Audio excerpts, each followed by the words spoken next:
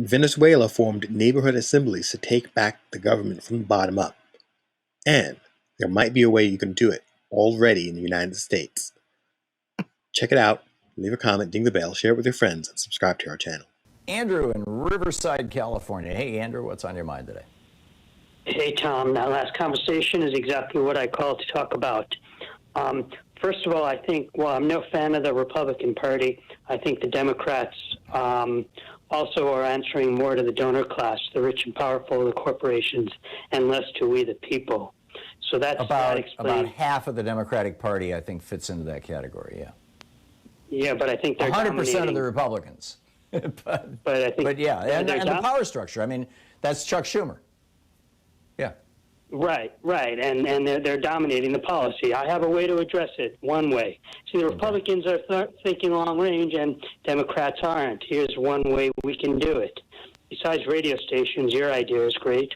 We can also do what they do in Venezuela. They have neighborhood assemblies that basically run their society. We can do that here easily with no funding. We can all do that in our own neighborhoods. We can form neighborhood assemblies, and then we can take back our government from the bottom up by banding together and then networking each association with each other. We can take back our city council, our school boards, our planning commissions, work our way up to our county boards, and then our state government, and work our way up. And then we can also, at the same time, put pressure on folks like Joe Biden and our Congress to do things like, you know, I heard Dean Baker interviewed saying just by executive order, the president can eliminate student debt, number one. Number two, can bring down drug prices, pharmaceutical prices, by taking away the patents that the pharmaceutical companies have and forcing them to charge only what their cost is for producing drugs, which is usually $1 or $2 per dose instead of hundreds or $1,000. You can also increase the minimum wage for all federal workers up to 15 or even a living wage, 20, 25 bucks an hour. And they're not doing it because they're responding to the donor class. Right.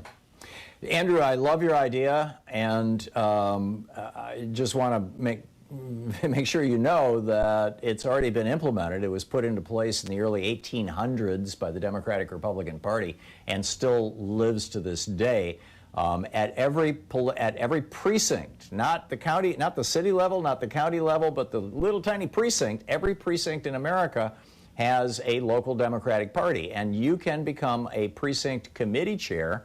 And the precinct committee chairs in the city or the county or the state or, you know, all of the above together actually pick the primary candidates. So if you get a majority of progressive precinct committee chairs, virtually your entire field of candidates are going to be progressives. They write the platform for the party. They are quite literally the most powerful people in politics.